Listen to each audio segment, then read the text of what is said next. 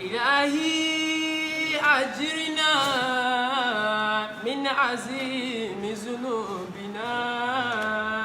الله ولا تخزنا فانصر إلينا برحمتك آمين آمين آمين إلهي اهدنا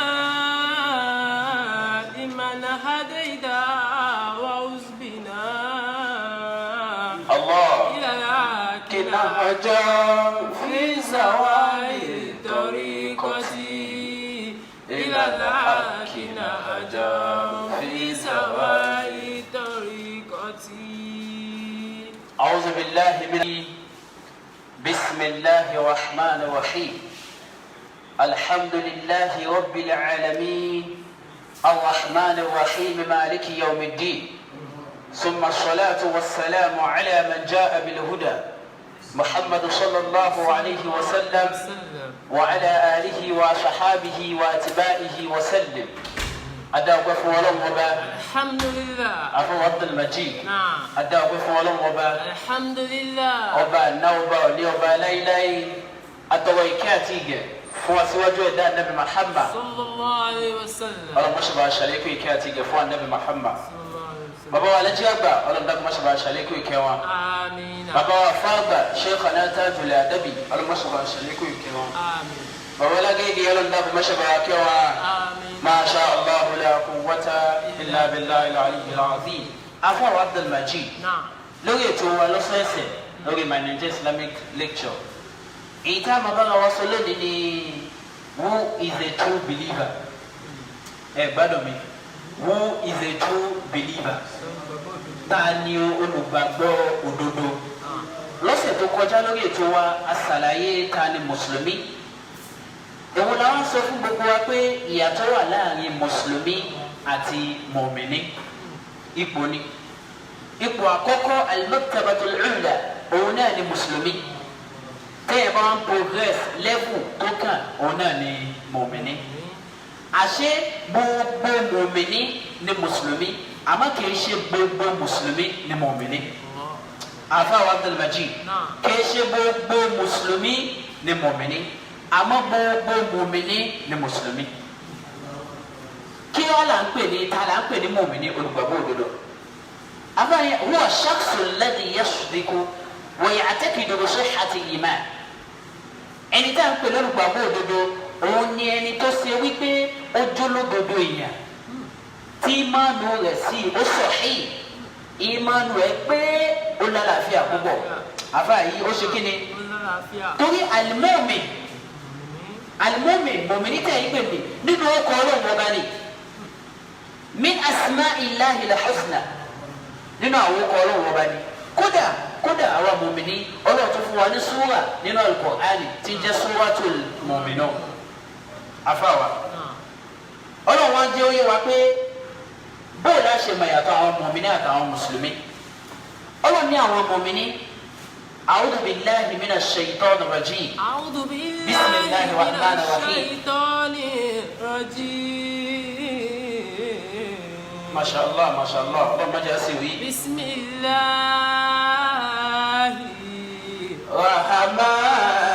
Bismillahirrahmanirrahim. Allah mabani ala mu'mini innamal mu'minuna alladhina idha zukira Allah wajilat qulubuhum. Allah mabani dájúdájú àwọn mu'mini tán ní gbàgbọ́ sáwọ́ Ọlọ́run ọba lódodo tán bá rántí Ọlọ́run ọba àfa ọkàn wọn sì kú pẹ̀lú bẹ̀rù Ọlọ́run ọba kódà tán bá ṣẹ̀ wọ́n tún máa ṣe astaghfirullah Ọlọ́run foríjì mi Ọlọ́run foríjì mi pẹ̀lú ìpààyà Ọlọ́run wọn ní máa ṣe fáàrí dé èmi tá a bá ti ṣe stick fáwọn yóò foríjì wa ọba aláforíjì ní lódodo àmọ́ àwọn mùmínì wọ́n tún máa pààyà pé ṣé ó sì foríjì wa báyìí wọ́n ti lẹ́tí kú lóhùn bí zikrillah pẹ̀lú ìrántí Ọlọ́run ọba gbogbo gbà wọ́n máa rántí Ọlọ́run tó bá tún bẹ̀rù wọn wà ní sùn ọlọmọṣẹ́ ṣe dáadáa fáwọn afá wa tó bá tún bẹ̀rù àfá wọn wà ní sùn an yakuna fi martabatil iman kéèyàn fi dé ipò débi pé gbogbo nǹkan tó bá fẹ́ tó bá béèrè lọ́dọ̀ Ọlọ́run yóò sì máa ṣe fún un afá wa an ya'budu Allaha ka'annahu yarahu wa yattali'u alayhi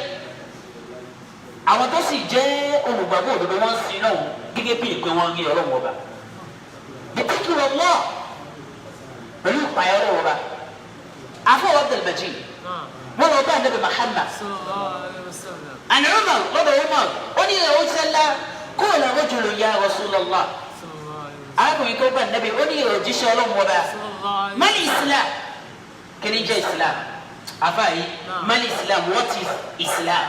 بوقت النبي محمد صلى الله عليه وسلم أنا بني أن يسلم قلبك أنا بني تنجم مسلمين kí èèyàn bọ́pá bọ́sẹ̀ kúrò níbi ẹsẹ̀ kó wá gbà fọlọ́ ọba yẹn yẹn kó sọ àbá kó fi ara rẹ̀ lẹ̀ kó submit ara rẹ̀ total submission sí ọlọ́run ọba àríkè ọlá èyí tó ń pè ní mùmínì nìyẹn òun ni pé kéèyàn submit ara rẹ̀ totally fún ọlọ́run ọba àfọwọ́ Abdul Majid ìsubmit ara rẹ̀ fún ọlọ́run ọba olówó àjẹkó jẹ́ mùmínì. تقول له بانك أو مؤمنين لهم درجات عند ربهم أفا position one high position لولا وبا ميهو يكون وتواسي تبارك جوك من الكيابة الله أكبر أنا بمحبة وادك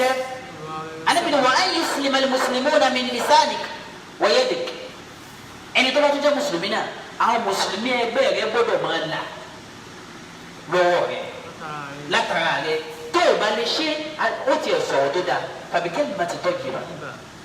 àfáàyè fàbíkẹ́lì má ti tọ́jú bá ọwọ́ abẹ́rẹ́ àwọn iná ò dákẹ́ o ó wá ní ìrànlẹ́bí fa ayyul islami afdol àti gbọ́ definition islam àmọ́ èwo nínú islam ló dáa jù àfáàyè ibi tá à ń lọ náà èwo nínú islam ló dáa jù gbọ́ kẹtí àdé Muhammad sọ ni ànábì ní al-imanu kéèyàn nígbàgbọ́ sí ọlọ́wọ́ bá àti pé èyí lè jẹ́ mùsùlùmí kí ìgbàgbọ́ rẹ̀ tún mọ́ strong kó mọ́ solid tó bá jẹ́ mùsùlùmí o gbọ́dọ̀ tún ìgbàgbọ́ rẹ̀ ṣe ọkàn rẹ̀ o gbọ́dọ̀ sọ ẹ̀mí rẹ̀ kúrò níbi ìṣekúṣe látara pé kí wọn náà fi lè bọ́ sí ipò mùmínì àfàwà kí ẹ̀ fi lè bọ́ sí ipò mùmínì ó wá béèrè lọ́wọ́ àdàbí kí wọ́n mẹ́lẹ̀ ìmán kí ni jẹ́ ìgbàgbọ́ anabi Muhammad sallallahu alayhi wa sallam anabi ni an tu'mina billah kí ẹ̀ nígbàgbọ́ pẹ̀lú Ọlọ́hun Ọba wa malaikatihi wa kutubihi wa rusuli kí wá sọlọ nìkan o àtàwọn màláíkà wa kutubihi àti tírà tọ́lọ̀ wọ́n bá sọ̀kalẹ̀ tírà mélòó ló sọ̀kalẹ̀ mẹ́rin ó sọ al-Qur'ani kalẹ̀ fún anabi Muhammad sallallahu alayhi wa sallam ó sọ Zabura kalẹ̀ fún anabi Dawuda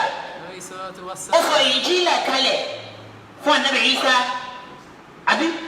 ẹlẹ́ẹ̀kẹ́ni nínú tírà tí Ọlọ́run bá sọ̀kalẹ̀ ìgbà tó sọ al-Qur'ani tó sọ Tawrata tó sọ Injila tó sọ Zabura mẹ́rin tí Ọlọ́run sọ̀kalẹ̀ Ọlọ́run wá ní ìwọ tó bá jẹ́ mùsùlùmí òdodo tó fẹ́ di mùmínì o gbọ́dọ̀ nígbàgbọ́ pẹ̀lú àwọn tírà yìí a gbọ́dọ̀ nígbàgbọ́ pẹ̀lú Injila kìí ṣe torí o kìí ṣe ìtàn ti tọwọ́ dọ̀ afáwa al-Qur'an láti ìgbà tí Ànábì Muhammad ti ń jíṣẹ́ tànàbí lọ táwọn sàhábà gbà tó fi dòní al-Qur'an ò di méjì kò pé méjì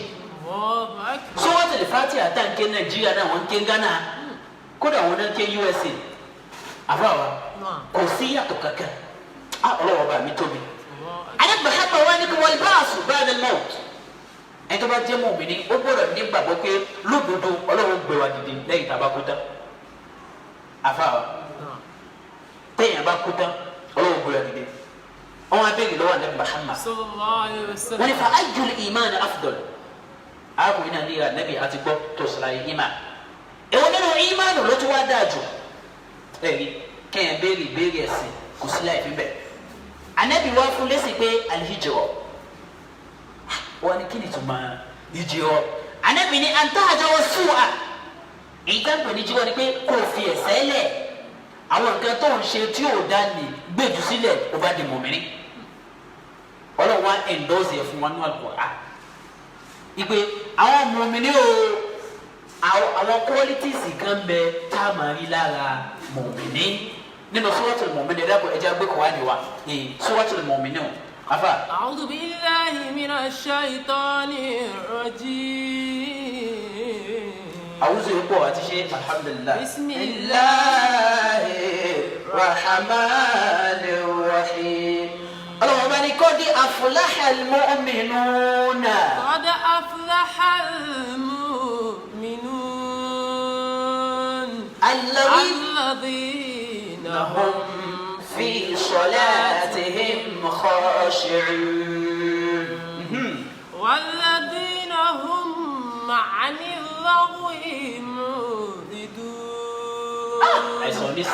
والذين هم للزكاة فاعلون الله يبني هم مؤمنين يا أنكالو والذين هم لفروجهم حافظون أتوا أن بيننا هم مؤمنين على أزواجهم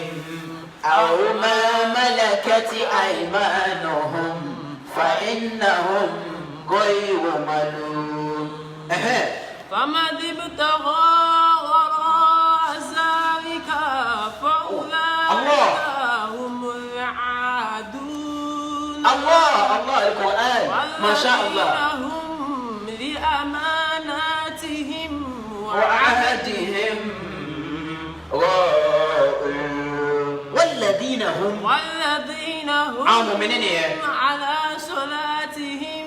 يحافظون أولئك هم الوارثون الله أكبر الله ما صفوا nínú Al-Qur'ani ìwé mímọ́ ìwé tí ó pé méjì tọ́lọ̀ ń sọ̀kalẹ̀ fún Ànábì Muhammad ó sọ̀kalẹ̀ fún ìjọ Ànábì táwọn náà wá dọ̀gá Ọlọ́run sọ fún wa pé kọ́dí aflahal mu'minun tàkìkì Ọlọ́run bá ní aflaha wọ́n ti jèrè àfààyí máa bí àníyàn o aflaha wọ́n ti jèrè àwọn náà jèrè Ọlọ́run bá ní al-mu'minun gbogbo àwọn tó nígbàgbọ́ sáwọ́ Ọlọ́run bá lódodo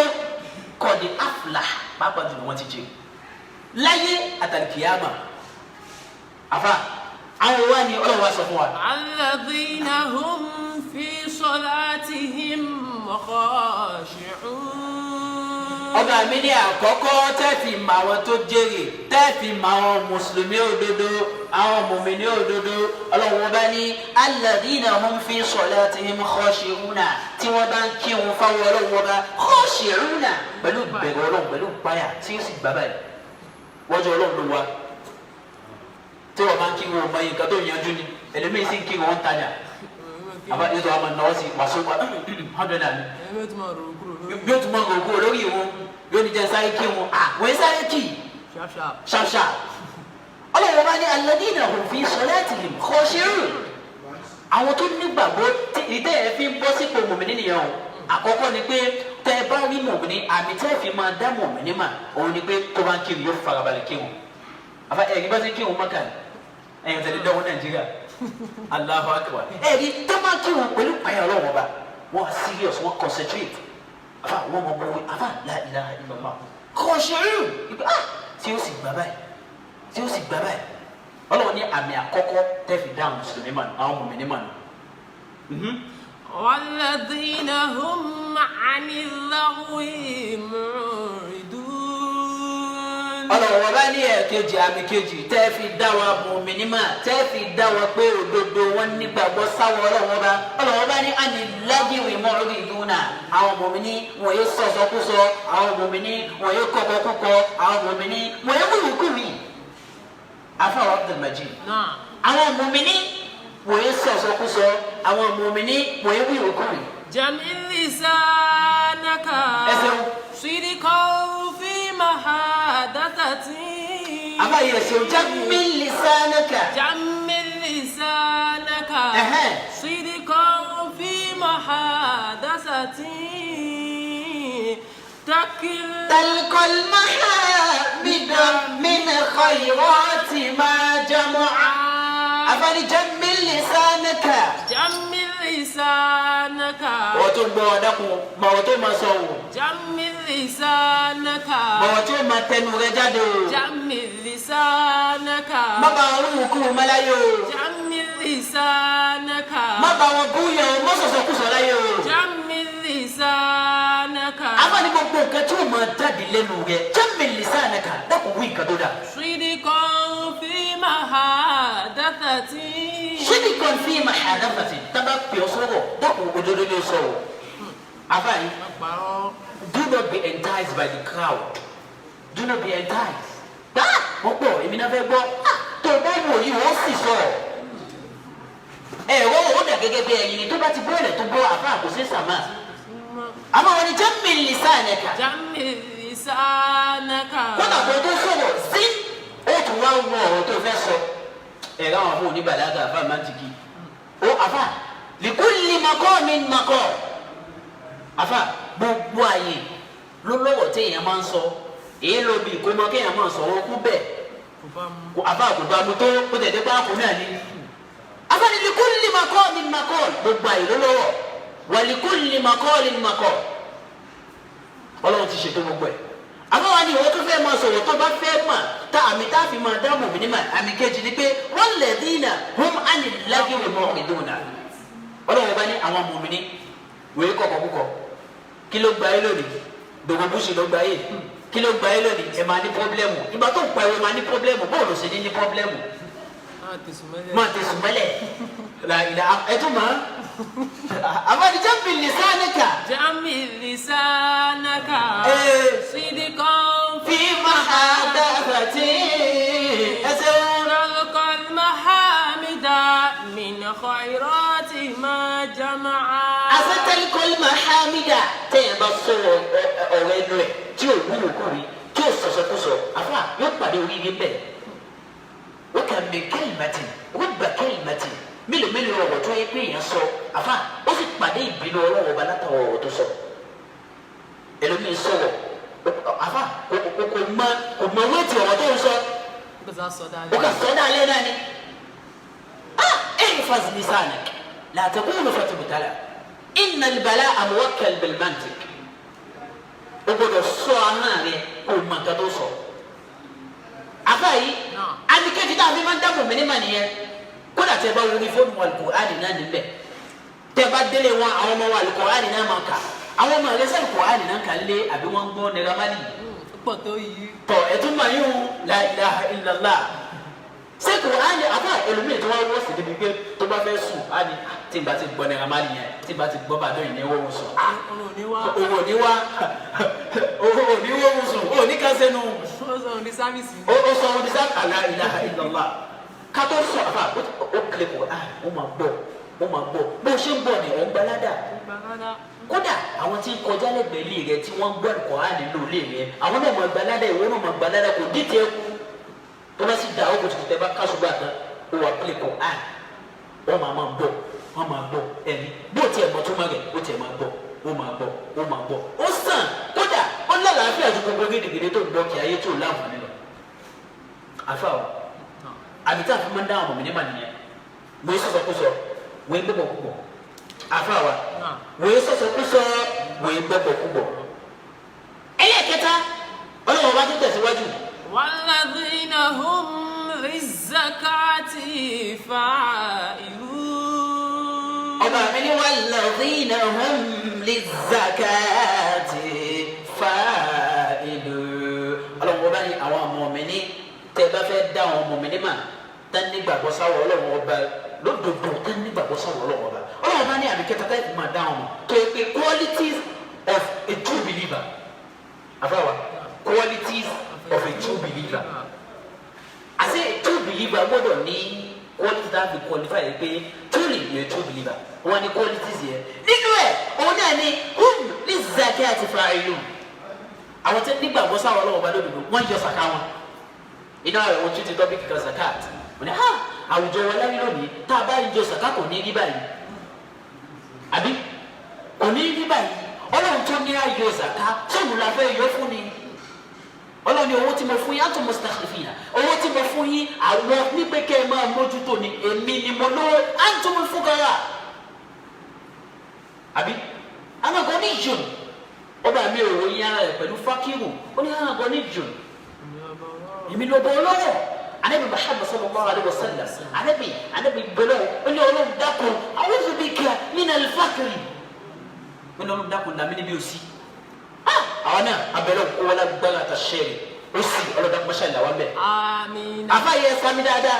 àmín. Ọlọ́run bá ní walladhina hum lizzakati fa'ilun Ọlọ́run bá ní tẹ́ẹ̀fì dá àwọn ọmọ mi ní ma wọ́n máa ń yọ zaka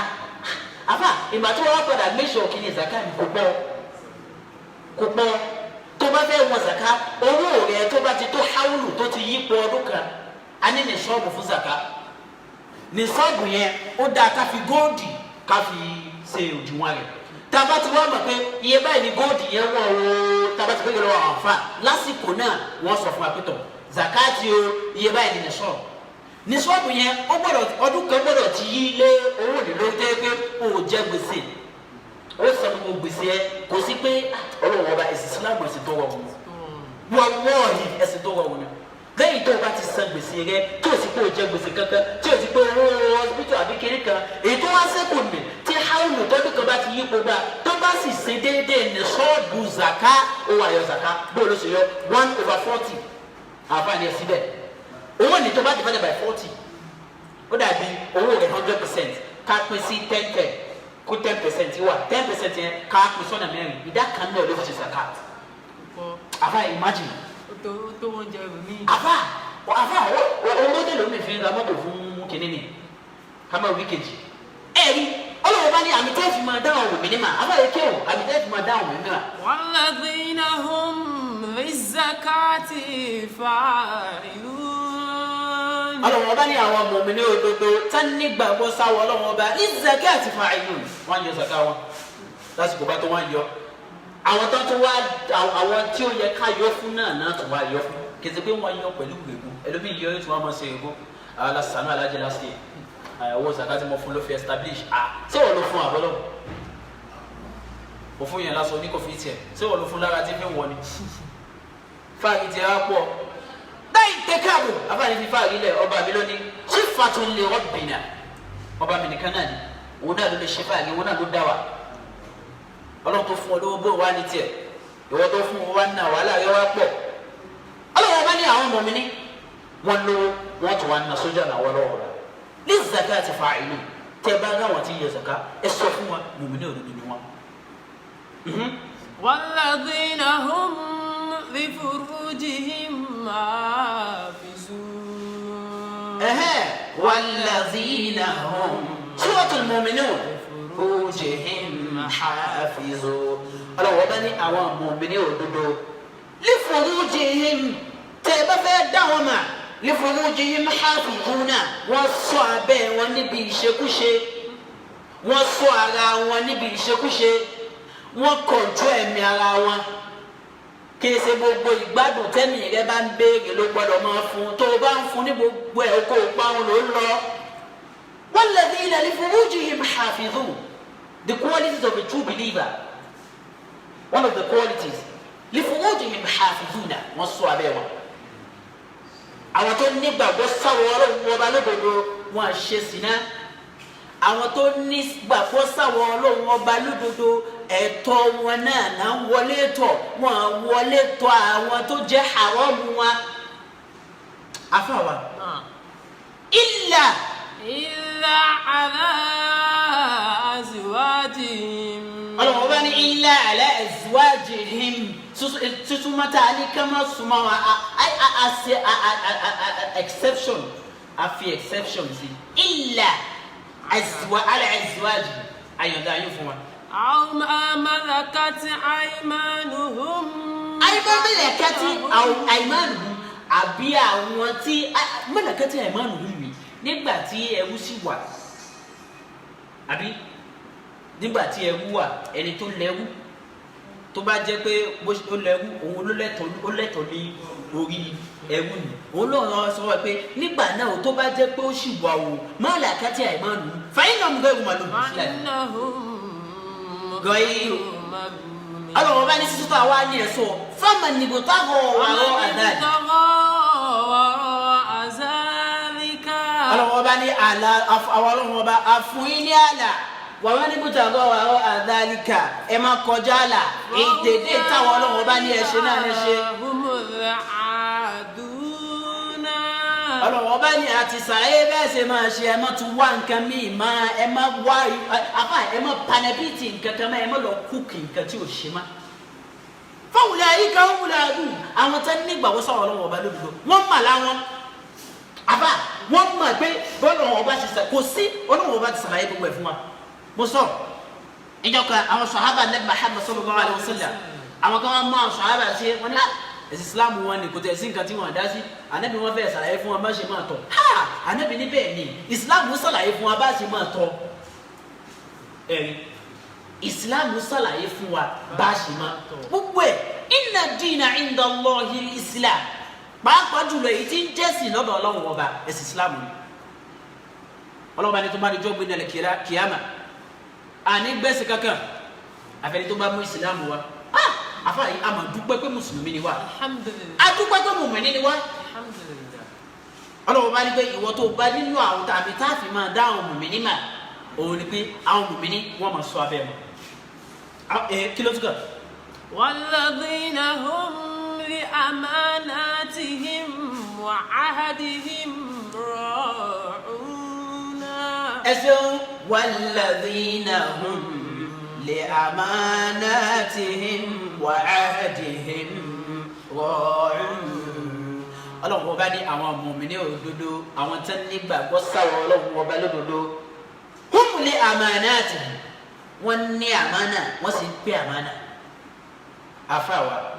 wọ́n ní àmánà wọ́n sì ń pèlè àmánà àwọn àfàwà ni kí náà pè ní al-amanatu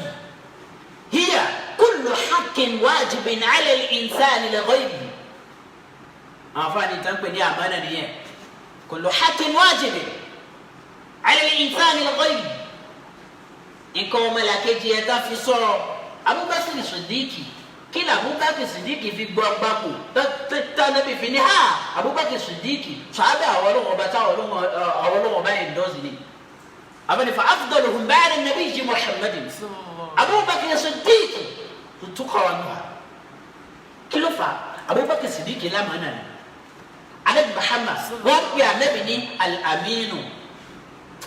afa Abdulmajid wọ́n pè anabi ní al-aminu amánà yẹn òun ni wá síláyé mọ́ òun ni ò síláyé lónìí mọ́ òun ló fà á tá ẹ fi rí bó ṣe rí sámánà wà ní ọmọ ìyá rẹ ti ń bẹ nínú èbó wọn ṣiṣẹ́ lọ́wọ́ nínú wọn sẹ́ni owó sí Nàìjíríà pítọ̀ ẹ má bá mi kọ́lé àfà ọdún méjì mẹ́ta ó fi ṣiṣẹ́ ó padà sí Nàìjíríà ó tún sàṣì pé kó má fi ilé wa mọ́ ó pàdé pẹ̀lú Ọlọ́run ọba o àfà ìka kó ọkàn ọmọdé yìí ẹni tó ń ṣe wàhálà lọ́hùn ẹni tó àfà sinẹ́wò yẹn ṣẹlẹ̀ àbí ìkànnì náà àwọn tó wà lọ́wọ́ lọ́mọṣẹ́ bá ṣe dáadáa fún wọn ní àfà wọn lè sẹ́ndẹ̀ sílẹ̀ ó ṣẹlẹ̀ sọ́rọ̀ ẹ̀wù gbogbo owó tó ó sẹ́ndì owó ẹ̀ sílẹ̀ monthly níbo ọdún méjì ló fẹ́ fi ṣiṣẹ́ pé tóun bá ti dé Nàìjíríà kó wá establish kí ló àfà gbogbo ẹ̀ ó sẹ́ndì ẹ̀ sílẹ̀ ìgbà tí ó délé báyìí àfà àtowó àti ilẹ̀ àti ilé kò rí kankan. sábàdà wà nìyí o ṣé mùsùlùmí ni kò tí ẹ̀ qualify ní mùsùlùmí pẹ̀lú ìtàsí àwọn akpẹ́ ní mùmìnì ọlọ́wọ́ bá ní àwọn tó jẹ́ mùmìnì ní àmánà tó wọ́n ní àmánà tẹ́ bá fi nǹkan sọ wọn gẹ́gẹ́ bẹ́ẹ̀ bá ṣe gbé fún wọn náà lẹ́ ṣe bá àbá bójú ọ̀wọ̀ lẹ fi pamọ́ sí wọn lọ́dọ̀ bójú ọ̀wọ̀ lẹ fi pamọ́ sí wọn lọ́dọ̀ pé dàpọ̀ wọ́n sọ fẹ́ lómi o wọ́n sọ fún yẹn láàrin àti ẹni wọ́n mọ̀ ọ́ ni yóò sì ṣe bẹ́ẹ̀ ọlọ́wọ́ bá ní wọn áhàdìrì mu wọn ìrìnà tọ́mátù gbé àdéhùn wọn máa ń má déhùn iṣẹ́ their yes is their yes their no is their no wọn ní wò pé àwọn fẹ́ bribe mi wọn àgbà yìí ó dùn wọn àkókò àṣàfẹ́kù yín láwùjọ wa nínú àmì tá a fi máa dá mú mi ní mà òun náà ni pé wọ́n ní àmánà wọ́n sì ládùn afáwa ẹja lọ. والذين هم على صلاتهم يحافظون والذين هم على صلاتهم يحافظون ọlọ́run ọba wa ní ẹ̀rọ àwọn mùmínì òdodo àwọn tán nígbàgbọ́ sáwọ́ ọlọ́run ọba tán nígbàgbọ́ sáwọ́ ọlọ́run ọba lódodo àmì tẹ́ fi máa dá wọn mà òun náà ni pé ala salatihim yuhafizuna wọ́n sọ àsìkò òun wọn fi ń ṣe àkípọ̀ ní ìjọ ọlọ́run ọba lójú kìí ṣe ti mùmínì ò ṣe bẹ́ẹ̀ mùmínì àbá yóò sọ táìm kódà tó bá wà mí ṣe yóò sọ táìm tó bá ní lecture yóò sọ táìm ala salatihim yuhafizun wọ́n sọ ìmọ̀ wọn kí lásìkò torí ọlọ́wọ́ bá ti jó yín wa anábì sọ fún wa pé awwal ma yuhasabu bihi al-'abdu yawma al-qiyamah as-salat anábì ní àkọ́kọ́ nǹkan tá a bí léèrè tó bá díjọ́ gbé ní al-qiyamah òun náà ní ìrun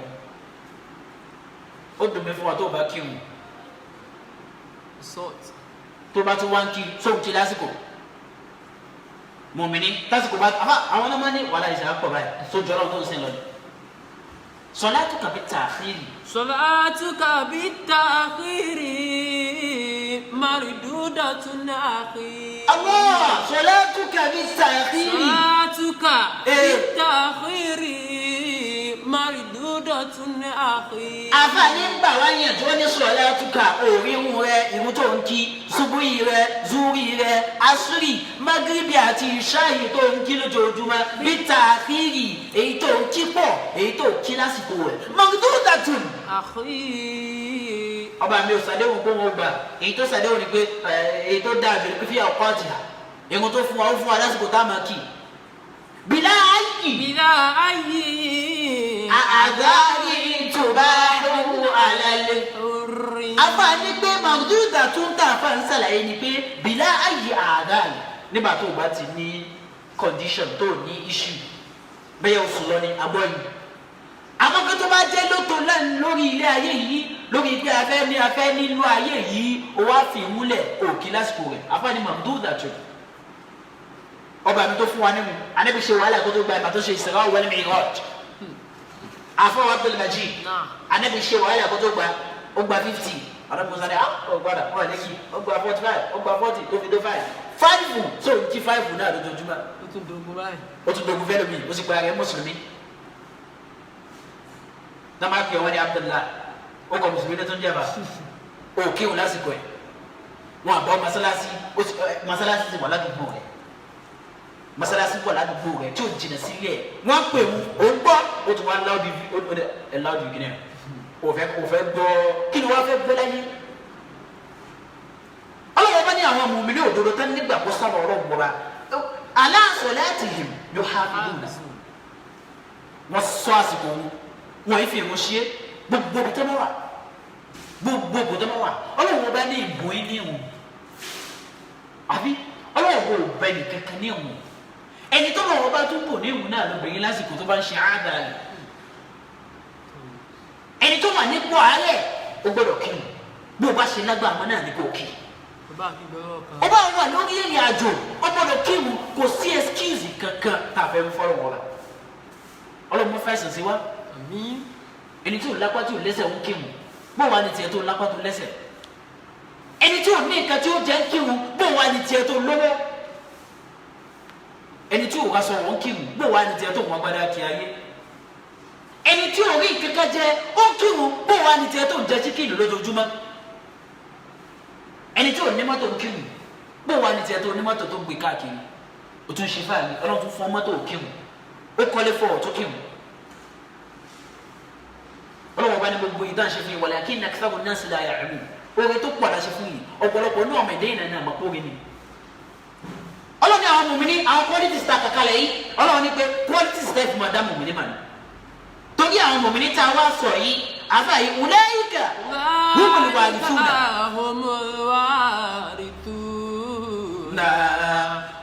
ulaika humul warithuna. ọlọ́run bá ní àwọn mùmíní òdodo tó ṣe wípé wọ́n máa ń kírun pẹ̀lú ìbẹ̀rù ọlọ́run bá ní tá máa ń sọ̀rọ̀ ọ̀rọ̀ dáadáa ní máa ń tẹnu wọn jáde tá bá tásìkò zaka bá tó wọ́n ń yọ zaka nínú owó wọn wọ́n ń ṣọ́ abẹ́ wọn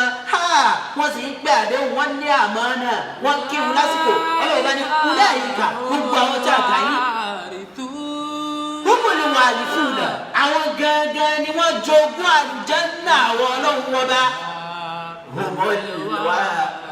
kí la dá àlìjánná fún nítorí àwọn mùmíní náà la dá àlìjánná ọlọ́wọ́ bá ní ìwà nẹ́bì wọ́n bá ṣírí mùmíní lọ fún àwọn mùmíní nígò bí anna lahum minallahi fadlan kabiran igi ọ̀la tó tóbi làwọn ọlọ́wọ́ bá láti palẹ́sẹ̀ kalẹ̀ fún àwọn mùmíní. alladhina yarithuna al-firdawsa hum fiha khalidun àlìjánná firdawsi tó ga jù ní àfa wọ Abdul Majid àdó wọ bẹ náà ní insha Allah alijanna firidausi ìwọ náà fẹ́ wọ mójútó wù rẹ o fẹ́ wọ máa sọ abẹ́ rẹ o fẹ́ wọ máa wí ìwúkú ìmọ̀lá yìí ó sì sẹ́ tọ́ ni kì í sọ bẹ́ẹ̀ orí kì í sọ bẹ́ẹ̀ bóòlù sì ń jọ la ilaha illallah àfa wa hum fiha khalidun the best of it ni pé tá a bá tún wọ́n wọ alijanna nínú firidausi khaliduna ọlọ́wọ́ bá ní tá a bá wọ̀ bí kì í ṣe pé ọdún kan ló lò mẹ́ kì í ṣe pé ọdún mẹ́wàá ló lò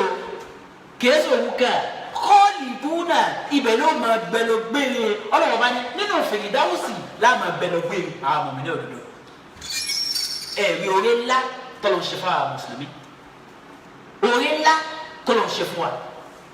wọ́n oore báyìí ọmọ púpọ̀ ẹni tọ́lọ́ bá ṣe wọ́n oore báyìí fún kó dúpẹ́ fọlọ́ ìwọ tó bá fẹ́ dépò mùmínì fẹ́ pé mùsùlùmí ni ọ́ kó fẹ́ dépò mùmínì wà á mójútó kan rẹ̀ afa Abdulmajid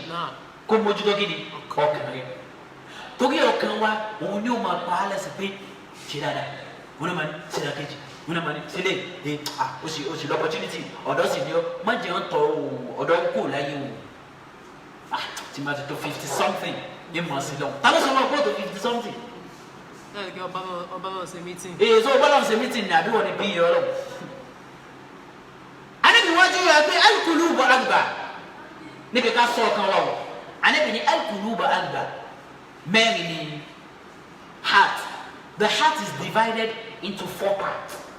Afa Abdulmajid the heart is divided into 4 parts.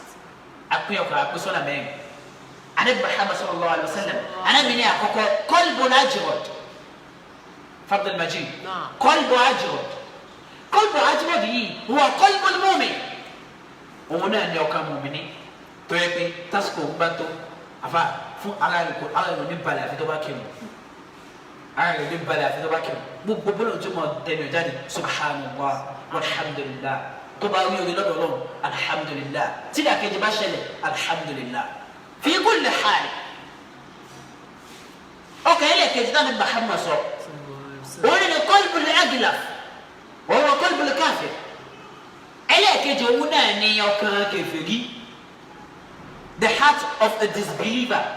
he who doesn't believe in Allah subhanahu wa ta'ala nor did he believe on the judgment of Allah he only knows he's existing but he doesn't care who created him kò ọkàn ẹlẹ́kejì nìyẹn ẹlẹ́kẹta náà ni qalbul mankush qalbul mankush huwa qalbul al-munafiq òun náà ọkàn munafiki yóò kírun díẹ̀ yóò gbẹbọ díẹ̀ yóò pàtẹ́wọ́ díẹ̀ yóò tọ̀nkálá díẹ̀ yóò forí balẹ̀ fọlọ́n díẹ̀ gbogbo ẹ̀ bí ó ṣe máa ṣe pa qalbul al-munafiq ẹlẹ́kẹta al-qalbu al-mutasaffah òun náà ni qalbu an-nifaqi wal-iman anabi Muhammad sallallahu alaihi wa sallam anabi wa gbọ́ àníyànjú pé gbogbo mẹ́rẹ̀ẹ̀rin yìí èyí tó dáa jù òun náà ni qalbu ajib òun náà ni ọkàn mùsùlùmí ọkàn mùmíní torí ọkàn yìí òun ní máa pa lọ́sẹ̀ ẹ̀rẹ́ mi tá a rí ni ẹ̀mí a máa pa ẹ̀ lásà ìdá inna an-nafsa la'ammaratun bis-su'i ìbẹ̀ ẹ̀mí pọ́ bísíkìsì ìwọ ló wàá jà fún ara rẹ pé no ìní ṣàyà ìwọ ló jà fún ara rẹ pé no ìní ṣe sí náà ìwọ ló jà fún ara rẹ pé no ìmọ̀ kí wọn lásìkò rẹ hasab nafsaka qabla an tuhasab ṣe ṣùgbọ́n ara rẹ kó ní díjọ́ gbẹdà kíyàmù kó ní díjọ́ tọ́lọ́ wọn bó bí ọlẹ́yìn pé bọ́ọ̀lù ṣe lu ayé owó náà bẹ̀rẹ̀ àlẹ́ lẹ́yìn bó ṣe ń lò sódò lójú pé wà ní Janna Afa Abdulmajid iṣẹ́ owó ìdá olùgbìyànjú wà ní Janna àfààní ọlọ́wọ́n bá ọlọ́wọ́n bá ní àwọn olóyin tá a kàkálẹ̀ yìí òun láti máa dá àwọn mùmínì mà àwọn tó ṣe pé wọ́n ní gbàgbọ́ sáwọ́ ọlọ́wọ́n ọba lódodo wọn mú nǹkan mí má wọ ọlọ́wọ́n ọba ní pé tẹ́ẹ̀fì máa dá wọn mà nínú àmì ọlọ́run tún wòye àwọn mùmínì nínú Suratul Furqani àfàwà ọlọ́run tún ṣàlàyé ó sọ fún wa pé àwọn mùmínì ibadur rahmani. wa ibadur rahman. nínú Suratul Furqani. alladhina yamshuna ala al-ardi hawna. ẹ ṣeun. wa idha khatabahumul jahiluna qalu salama. Ọlọ́run bá ń sọ fún wa nínú Suratul Furqani Ọlọ́run tún ní ẹgbọ́ wo àwọn mùmínì òdodo kìí tán wa ibadur rahmani àwọn gangan lẹ́rú sí àwọ̀ ọlọ́run wọlé. wa ibadur rahman. tẹ́lá bí ọ léwé pé ta lolùsìn lọ́hún ta lẹ́rú sí ọlọ́run ọba tòótọ́ àfa ní ojúwe ọlọ́run ní ojúwe pé nínú Al-Qur'ani ipe àwọn olùsìn ọlọ́run ọba tòótọ́ àwọn ní mùmínì. ọlọ́wọ́n bá ní kalladhina yamshuna ala al-ardi hawnan àwọn tó yẹ pé tẹ́ máa ń yìn lórílẹ̀ wọ́n kì í ṣe fàárí wọ́n yé ni pé àwa ni ó kọ́ ẹ́stéètì ó wá ń yìn fàárí sí ìwọ ló nílẹ̀ ni ọlọ́run kan fi ọ́ sí pé kó máa sọ ni. وإذا خاطبهم الجاهلون قالوا سلاما àwọn ọlọ́run bá ní pé ẹ̀rọ àwọn ọmọ mi ní pẹ̀lẹ́pẹ̀lẹ́ ni bí bàbá wa rẹ̀ jẹ́ àgbà kéésì kiri àbá àwọn iṣẹ́ kiri máa ń ká yìí ọlọ́run bá sọ dára fún bàbá rẹ̀ jẹ́ àgbà ṣẹ́ẹ́gùdà bàbá ní al-adabu fawqa al-ilm bàbá ní gbogbo ètò bá ní tí o bá sẹ́kọ̀ọ́ bẹ́ẹ̀ kò wúlò àfàwà gbọ́ bàbá wa rẹ̀ jẹ́ àgbà a máa kọ ìkan lè kí o àfà yìí sẹ́kọ̀ọ́ wọn ni ìwà àdàbíyà ní pẹ̀lẹ́ àwa kì í ṣe jàgídíjàgan rárá ẹni tí bá ń ṣe jàgídíjàgan kì í sọmọ lẹ́yìn bàbá wa ẹ gbọ́ bàbá ní ìwà àdàbíyà pẹ̀lẹ́ ni àwa yìí ṣe jàgídíjàgan gbogbo ẹni tẹ́ bá rí tí ń ṣe jàgídíjàgan tálẹ̀ àdàbí bá ń bẹ lóko rẹ̀ ọmọ àlẹ́ àdàbí ni ẹ̀yà fi mi àfa wa tó bàbá alájí nínú àsọ̀lẹ̀ bàbá mi kí la fẹ́ fàyọ̀ bẹ́ẹ̀ ibadur rahman àwọn ẹ̀kú sọ̀rọ̀ yamshuna ala al-ardi hawnan pẹ̀lẹ́pẹ̀lẹ́ ni àfa wọn máa ń pẹ̀lú bẹ̀rù ọlọ́wọ́ bá ilẹ̀ tá n tẹ̀ yìí ibẹ̀ náà máa gbé wá sí jọ́ kan wa idha khatabahum al-jahilun táwọn kan bá pàdé wọn àfa tó bá ń wí ìwúkú mi àfa qalu salama wọn ní bá wọn jà wọn drive mọ́tò wọn kọlu ẹ wọn pariwo jìnnà lẹsẹ kìnnì kan wọn sọ wọn pàṣẹ kìnnì lórí kíni sẹwọn ló fún ọ lówó tó fi ra mọ́tò gbé lọ mẹkáníìkì kó sanwó kan tó ṣe. tó bá gbà lọ́wọ́ nǹkan kí ló ṣe. tó bá gbà lọ́wọ́ ẹ kí ló ṣe. wọ́n yìí dáa káà tó bá wọn lè jà ìlú kọ́ọ̀lù sàlám àwọn mọ̀mí nìyẹn ọlọ́run wọn sọ̀rọ̀ fún wa. والذين يبيتون لربهم سجدا وقياما الله بني والذين يبيتون لربهم سجدا وقياما الله بني ẹ̀ráwọn mùmínì òdodo يبيتون لربهم nígbà tí wọ́n ń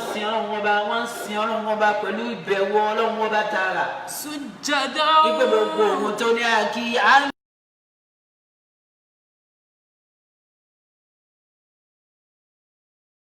wà pọ̀ hajj tó ní àlọ́ àmọ́ ṣe nítorí ìtọ́lọ́run la fi ń lọ àbí nítorí owó tá a fẹ́ lọ gbà ń bẹ̀ ní sàká ọlọ́run bá ní ẹ̀rọ àwọn ẹni ọlọ́run yẹ̀bí tún ní ẹlọ́wọ́ bihim sujjadan wa qiyama tó bá di àárọ̀ wọ́n yẹn náfìlà tó bá tún dòru wọ́n tún yẹn náfìlà wọ́n gbààwẹ̀ gbogbo ìbàdáàtì ni wọ́n ń ṣe wọ́n wá béèrè kankan tó ju pé àwọn wojú rere ọlọ́run ọba lọ. tẹ̀bí wà nílé ọlọ́run ní rábìá tó náà lọ́wọ́ تقول يا حبيبي ومنيتي واستياقي قال شوقي متى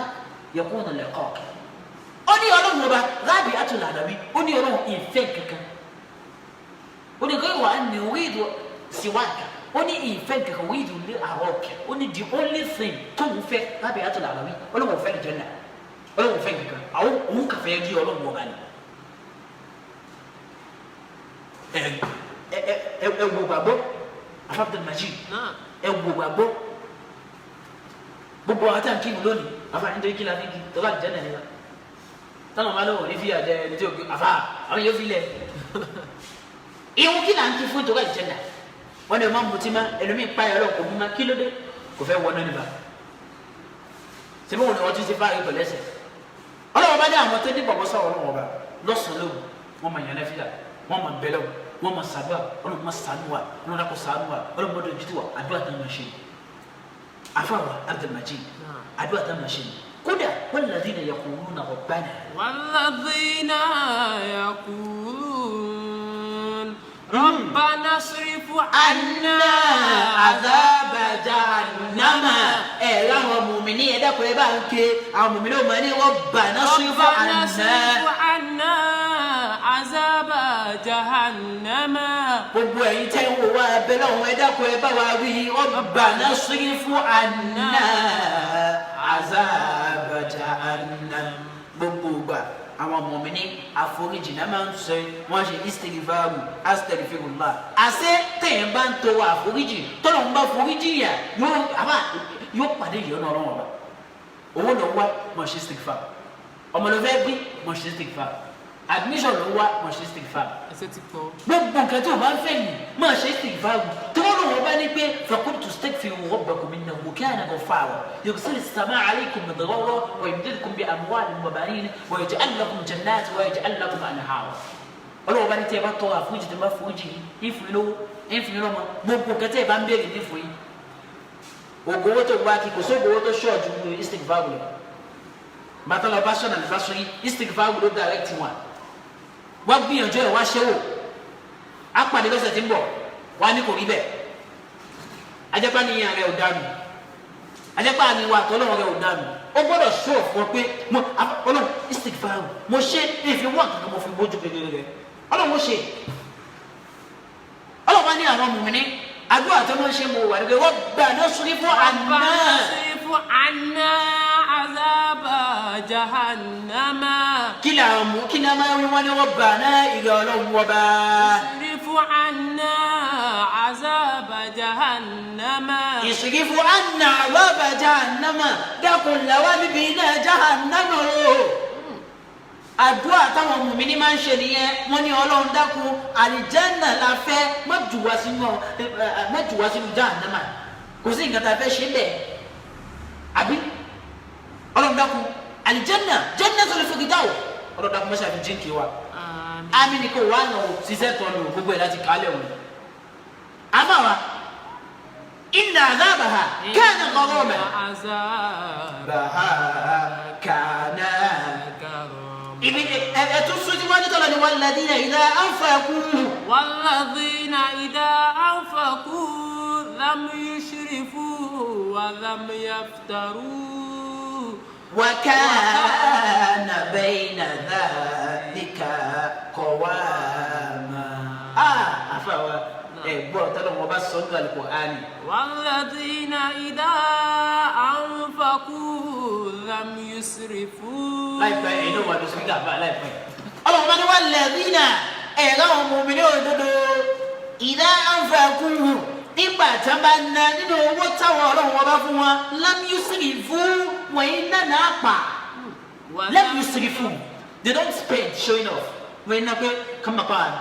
they don't waste their resources we give them the money we give them they do not waste it the food we give them they do not waste it. ìwọ lójó jẹ àná gbé fáwọn tó nídìí ẹ lókùnbà tó jẹ náà bá lálàáfíà ìwọ ni kò dánù ẹni mi tó bá wọṣọ lónìí báyìí kó tó di next day ha àwọn àbágbé yẹn kọ àwọn tẹjọ ń gbé ládùúgbò sanwó aṣọ tán bá wọṣọ iṣẹ́ ni Ọlọ́run wò èyí tó wọ ló ń jẹ àwọn tẹjọ ń gbé kọ gẹtìmánì yẹn kọ ẹlòmíì yá wọn lórí pé kò tó sọ àwọn gẹtìmánì àwọn yóò tún máa wò gbà gẹtìmánì yẹn enjoy ẹ ṣe bó lówó ló bá dé lama madam lama ọba istinji no n'aka gọ ọ̀rọ̀ ayé wọ̀ ọ̀rọ̀ ọlọ́run bá ní pé àwọn mùmínì òdodo ìlà àǹfààkù làbí sọ̀fù wọ̀ iná n'aka. walam yafturu. walam yaqturu wa kana bayna dhalika qawama.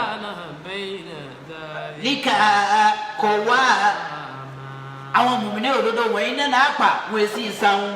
وكان بين ذلك قواما. وإننا باسني ويساو بين ذلك قواما. ọlọ́wọ́ bá ní àwọn mùmíní òdodo wẹ́ẹ́sà wọn ná nínú àwọ̀ tọ́lọ́wọ́ bá fún wọn.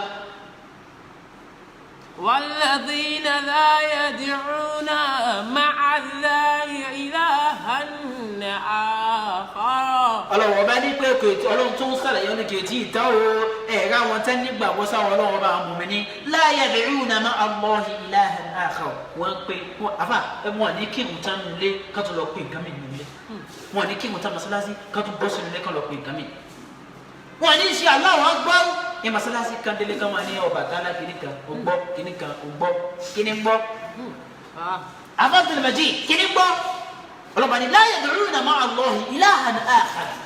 wọn mú nǹkan wọn yẹn mú nǹkan mi ìmọ̀lọ́ wọn bá la ilaha illa Allah Muhammadu Rasulullah ìtàwí ọkàn wọn látọkàn wọn náà ti wí wọn fi ń ṣiṣẹ́ ni wọn fi ń búwa ni wala yaqtulun nafsa allati. النفس التي حرم الله إلا بالحق. ọlọ́wọ́ bá ní àwọn mùmínì òdodo mo gbádùn bẹ̀rẹ̀ ṣe ké illa bil haqq. ọlọ́wọ́ bá ní àyè àwọn mùmínì òdodo wala yaqtulun nafsa wọ́n yé pààyàn. àwọn mùmínì òdodo wọ́n yé ṣasasíni. àwọn mùmínì òdodo they are not murderers. Don't kill. kì í ṣe bàtò bá mú bẹ̀ tó fi pààyàn náà. àfa ẹni mi bá yìí yẹn jẹ látara ọwọ́ tó sọ alájí ìnẹ́ẹ̀má fún sẹ́wọ̀n àmọ́ ìnẹ́ẹ̀má fún wọn àmọ́ ọwọ́ ló fi bá tìyẹn jẹ́ ẹlòmíì kó kà sáyìn ní pétọ ẹnìkan wá iṣẹ́ wọn afẹ́ ní fẹ́ kó kà sáyìn pétọ ẹ fún iṣẹ́ kò sí ó bá tìyẹn jẹ́ náà torí bá ń bẹ lọ́dọ̀ rẹ ṣe wala yaqtulu nafsa àwọn tó jẹ́ mùmínì wọ́n yẹ pààyàn sáyé wọ́n máa ń sàánú àwọn èèyàn wala yaznuna wọ́n yẹ ṣe sinna afa ibi tí gbogbo ayé wí sínú ọlọ́mọṣẹ́ bá kẹ́lẹ́ jẹ́ àgbà. Amina. ومن يفعل ذلك يلقى أثاما. ọlọ́run bá ní gbogbo ẹni tí máa ń ṣe àìdá. ومن يفعل ذلك يلقى أثاما. ọlọ́run bá ní yóò máa pàdé mi ọlọ́run ọba ayé ló wà ló ń ṣe fáàrí ó kún ọ láyé ńjọ́ kan. يلقى أثاما. ẹlẹ́mìí wà láyé débi pé Abdul Majid tó bá jẹsẹ̀ mẹ́lẹ̀ yóò sì bá rẹ̀ níbi tó bá wù ọlọ́run tó bá dàní kìyàmá ò ní lè ṣe. ò ní lè ṣe gbogbo ìjọ wọn ń ṣe lẹ́yìn àfi kó o ṣe pẹ̀lẹ́pẹ̀lẹ́ torí kíni torí gbogbo ó pàdé ọlọ́run wa òye tó lọ́wọ́ wá ṣe fún wa tó tọ́pẹ́ àbí kò tọ́pẹ́ àfọwọ́ Abdul Majid ṣé tó tọ́pẹ́ àbí kò tọ́pẹ́ ìwọ́n tó ń gbọ́ mi ṣé tọ́pẹ́ àbí kò tọ́pẹ́ ojú tó lọ́wọ́ wá fún wa èlò ló san tó fi fún wa lójú etí tó fún wa tá a fi ń gbọ́ wọ̀ èlò la san tó fi fún wa imú tó fún wa èlò la san ó fún àwọn kan kò wúlò fún wa afa Abdul Majid ó fún àwọn kan kò wúlò fún wa ṣe bí wọn lọ fi ń tẹ fóònù lọ fi ń wo live video àwọn mi ò lọ́wọ́ tán fi tẹ fóònù wọn ní fóònù wọn lọ́wọ́ tán fi tẹ tẹmọ́jú lọ fi ń wò wá àbá àwọn èèyàn ń wò wá gbogbo ayé náà ti ń wò wá fa ojú ló sọ fi ń wò àwọn kan ní wọn àfi yìí náà ìwọ tó ń wá ṣe bẹ́ẹ̀ fún ọ tún wá sí ọ bàbá ń báyìí o tún wá ṣe ọ ní mùsùlùmí ó ṣe ọ ní mọ̀mìnì kò sómi tó tó. Alhamdulillah. ẹ̀gbọ́n kẹta fa sọ ní nípa rí afa Abdul Majid afa gbà wọn ní àṣẹ orí ńlá wọn ní kéèyàn jẹ́ mùsùlùmí afa yìí ti sọ̀rọ̀ mọ̀mìnì o ó ní orí ńlá wọn á bẹ̀rẹ̀ wọn àfa bóòni ṣe wọn ní adla ni'ma fi dunya wọn ní afa bóòni afa ni tamanna Ibrahim an yakuna abuhu musliman anabi Ibrahim alayhi salatu wa salam ti jẹ́ anabi ọlọ́wọ́ tamanna ó wọ anabi Ibrahim kí bàbá rẹ̀ ṣe ìsìlámù bàbá tó bí anabi Ibrahim ẹlẹ́bọ ni anabi Ibrahim tún sọ fún wa ẹ fi gbogbo nǹkan tẹ́ ẹ sin ilé wọn láǹfààní kó gbá ó wù Ibrahim tí kí bàbá rẹ̀ tó kú láyé afa títí tó fi kú láyé ó wù anabi Ibrahim bàbá rẹ̀ ṣe ìsìlámù. وتمنى نوح أن يكون ابنه مسلما النبي نوح أول هنا يقول ما ليش الإسلام أما يباو أما يلطقوا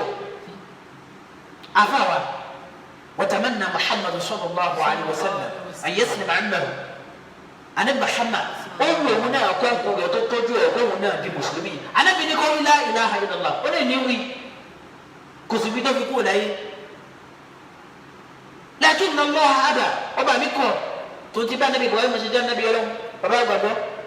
ó bẹ lọ́n kí bàbá rẹ̀ ṣe Ìsìlámù Ọlọ́run ní mi ò gbà anabi ní òkè tó ń tó jíjẹ́ anabi Ọlọ́run ó bẹ lọ́n kọ́ máa rẹ̀ ṣe Ìsìlámù Ọlọ́run ní mi ò gbà anabi Muhammad sallallahu alayhi wa sallam ó bẹ lọ́n kákó rẹ̀ náà ṣe Ìsìlámù Ọlọ́run ní mi ò gbà waj'alni waj'alka musliman ó wá ṣe mi ní mùsùlùmí ó ṣe ọ́ mùsùlùmí kí ló ṣe fọlọ́ tó fi ṣe ọ́ mùsùlùmí. wa ata'na ma lam yuti Ibrahim fi abihi ó fún èmi àti ẹ ní nkata níbi Ibrahim béèrè tí ó fún wọn ló hàn fún mi ó fún èmi àti ẹ ní nkata níbi Nuhu béèrè fún ọmọ rẹ tọ́lọ́ wọn bó fún wa Muhammadan fi ammi tí ẹni Muhammad náà béèrè fún wọn kún rẹ tọ́lọ́ wọn fún inna Allaha lahu fadl ọba ọlọ́lọ́lọ́ wọn bá wọn ala an-nas walakin akthara an-nas la ya'lamun la yashkuruna ọ̀pọ̀lọpọ̀ wa dúpẹ́ fọlọ́hún ó ṣe ọ́ ní mùsùlùmí ò dúpẹ́ fọlọ́hún sẹ́mi máa ṣe eré ló fi dé mùsùlùmí ni ó ṣe ọmú mi ní òdúpẹ́ fọlọ́ ó wọn kan náà káwọn náà dìbò mìíràn lọ́mọ ṣe bẹ́ẹ̀ àwọn abẹ́rẹ́ mi náà gbára àtàṣẹ́ rẹ̀ ọlọ́mọ yẹn sẹ wá kó ní islam Àmín. afọ yẹn jẹ́ àṣẹ amínà Àmín. mùsùlùmí náà mà wá sí ọlọ́mọdàkùn ipò mùmíní ọlọ́mọdàkùn já débẹ̀ Àmín. tàbá wá débẹ̀ ọlọ́mọdàkùn má dá wa padà sẹ́yìn o Àmín. apadà sí abúlé sọ òun náà ní ẹni tó ṣe islam tó ṣe má ẹni tó ṣe islam tó wá padà yí okò ẹ̀ tó ní ògùn kìíní kan lòún jẹ́ ọlọ́mọdàkùn májò bá mi o májò bá yìí náà o Àmín. ọlọ́wọ́ ọgbọ́dá gbára tó ṣẹlẹ̀ gbogbo tá à ń fẹ́ gbogbo bùkátà wa gbogbo bùkátà yẹn fẹ́ ọlọ́dàkùn má ṣàṣẹ fún yín Àmín. ọlọ́run gbogbo bùkátà yín ọlọ́dàkùn má ṣàbíyà rẹ̀ Àmín. ọlọ́run mo fẹ́ ẹnì kọ̀ọ̀kan yín ọlọ́dàkùn má ṣàbáyín fẹ́ mọkọ ẹnì kọ̀ọ̀kan yín ọlọ́dàkùn má ṣàbáyín kọ̀ Àmín. masha Allah la quwwata kílẹ̀ òbí tẹ́bi sàdúrà fún wa fà lábẹ́ bẹ́ẹ̀ ká bá dà níyà gbogbo kátà ń fẹ́ gbogbo ẹ̀yin tẹ́ ń wọ abẹ́lẹ́ ojú tẹ́ fi ń wọ òní fọ́ o etí tẹ́ fi ń gbọ́ wa òní di gbogbo bí tẹ́ ti ń wọ gbogbo àyíká yìí tẹ́ ti ń wọ wa abẹ́lẹ́ àánú rẹ̀ kó wọlé agbára àtàṣẹ yẹ kó bá darí ẹ̀ sí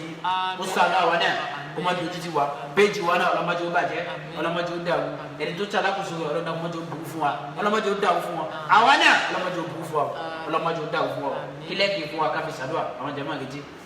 Ilahi. ẹ dákun ẹ jẹ́ kó wòye jáde. Ilahi. ẹ dákun ẹ máa sàmì àfáǹsàdúrà fún wa. Idha tu'azibuni fa inni. ọlọ́run dákun ẹlẹ́ṣẹ̀ ni wa o má fi àjẹ wa o. Ukiru billadhi qad kana minni. àjẹwọ́ ẹ̀ṣẹ̀ wa adéwájú rẹ̀ dákun mọ́sẹ̀ foríjì wa. Ilahi ya Rahmanu. Ya Rahmanu. Ya Sami al-Wara. dákun máa ṣe àmì kó sì máa ṣe àfídíò yìí. Ajibuni bida'awati wa ya kashifa dur. àti yẹ sẹ́mi aliwara ọba mi ni máa ń gbọ́ yẹn o jẹ́ dúdú ni o jẹ́ pupa ni mùsùlùmí ni ọ́ ni èyí ṣe mùsùlùmí ọkùnrin ni ọ́ ni obìnrin ni ọ́ ni ọmọdé ni ọ́ yà sẹ́mi aliwara ọba mi ń gbọ́ gbogbo wa ajibuli àbí. Ajibuni bida'awati wa ya kashifa dur. ọlọ́run dákun àwọn kan wà lọ́wọ́ ẹgbẹ́ wọn wà ní ìbànújẹ́ báyìí àwọn kan wà ní fògó báyìí fábílẹ̀ majid abẹ́lẹ̀ àwọn kan wà ní ààrẹ báyìí àwọn kan wà ní ọgbà àhámọ́ báyìí abẹ́lẹ̀ kó wọlé agbára àtàṣẹ gbóbi tí mùsùlùmí wà tó wà ní nira tó wà ní fògó ọ̀nà dàkúmọ̀ṣà ìtúwálẹ̀ ọ̀nà dàkúmọ̀ṣà ìtúwálẹ̀ masha Allah la quwwata ayé wa ọ̀run wa ọ̀nà dàkúmọ̀ṣà ìjọba mọ́tò ipa yìí wọ́n dà kó bọ̀ wá jẹ́ mọ́tò ipa wọ́n dà kó báyé jẹ́ àtàyè àtàlìkìyà ọ̀nà dàkúmọ̀ṣà ìjọba lọ́mọdé àjẹgùn kẹ́yìn mọ́jà wa kẹsẹ̀ kẹ́yà sọ yóò sàyẹ̀ sọ̀rọ̀ lọ́mọ fi kàn wa albarka ní Muhammad insha Allah lórí ètò wa a máa pàdé ní jọmẹjọ next week Thursday insha Allah amma yasifun wasalaamu ala al-mursalina walhamdulillahi rabbil alamin.